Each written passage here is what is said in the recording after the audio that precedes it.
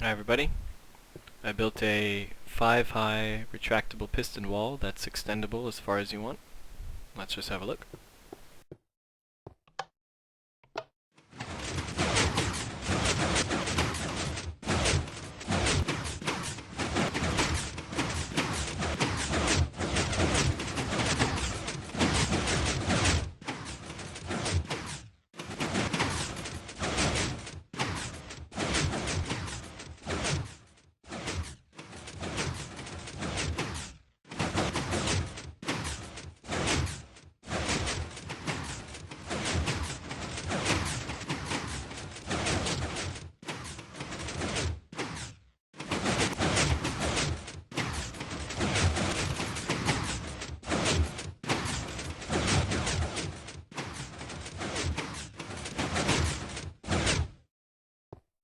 Alright, that was up.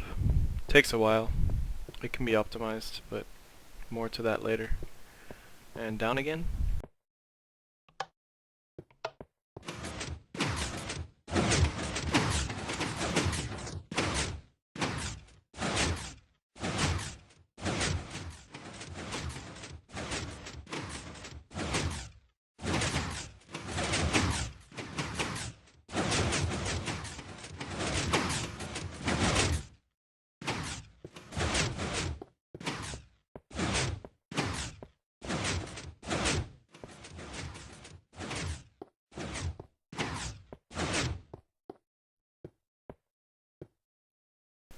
Alright, so look at what this thing looks like here.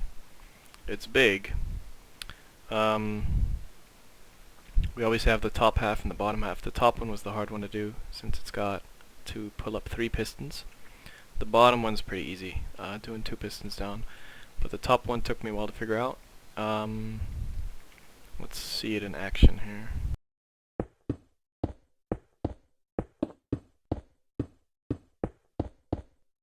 So each layer is only 1 block thick, which is why you can just line them up next to each other as long as you want.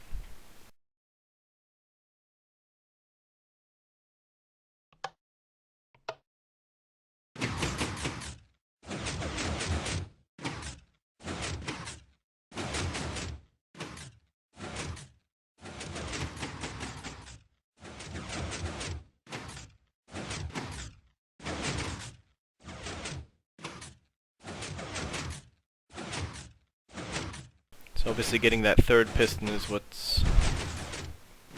makes this very difficult.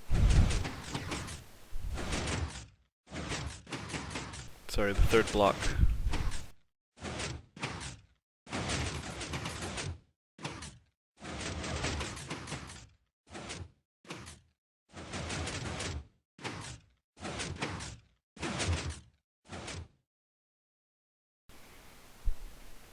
And then down.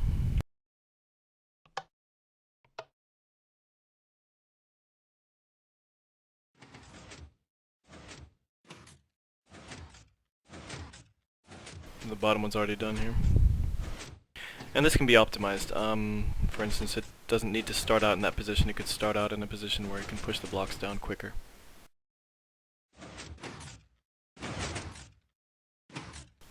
I also had quite a bit of problem writing the program that controls the pistons. Like you see here, there's a couple of unnecessary piston movements, like this one coming up.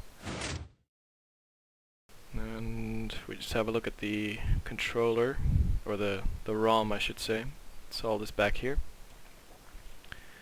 It is pretty big. In fact, it's so big that if you load the world the first time over there in the room, you have to come out here first to make sure that those blocks back there get loaded. Basically all this is ROM controlling the piston movements. Removing the wall takes 104 individual piston movements. Putting it back takes only 50 something. So on the left here we have the ROM that controls bringing the wall or removing the wall, and on the right it's the one that puts the wall back down. And basically all it is see if I can explain this. So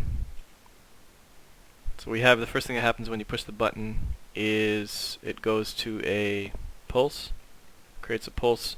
This is the shortest pulse that I found to be reliable, with, what's this, 5 ticks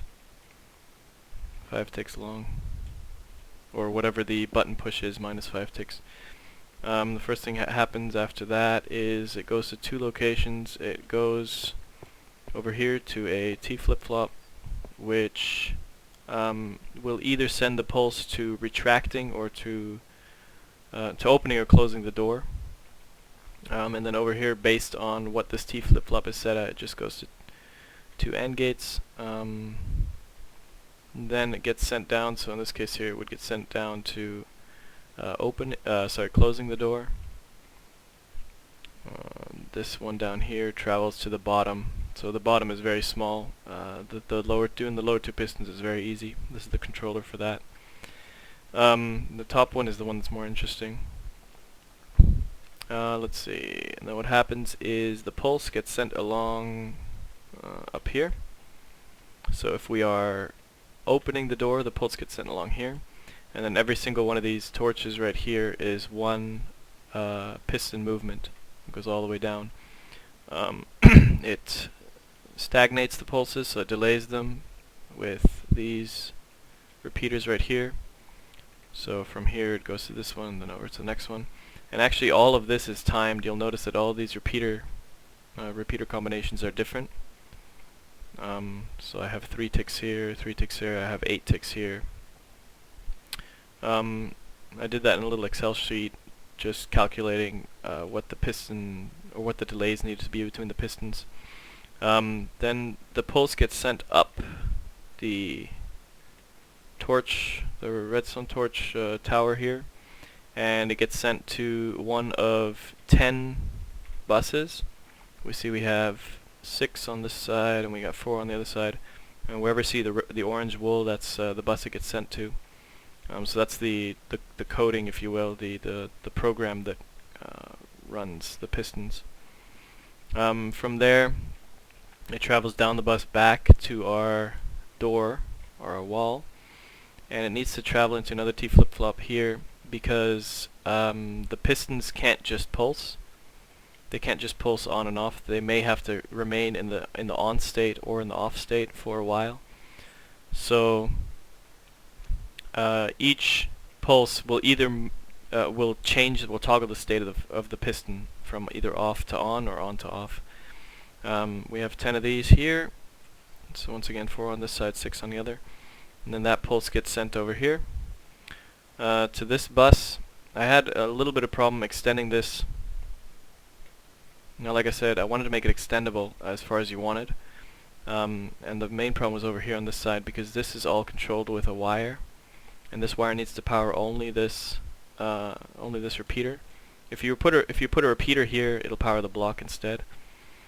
So the best way I found to do this is to have a second bus on the outside, and then every 29 blocks you put a repeater.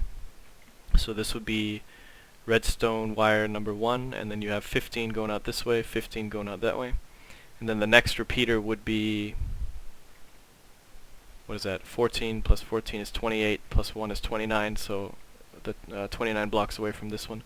So it sends power to exactly 15. They don't actually overlap, because you have that redstone wire glitch where power from 2 different sources can cause weird issues. Right, that's really all there is to it.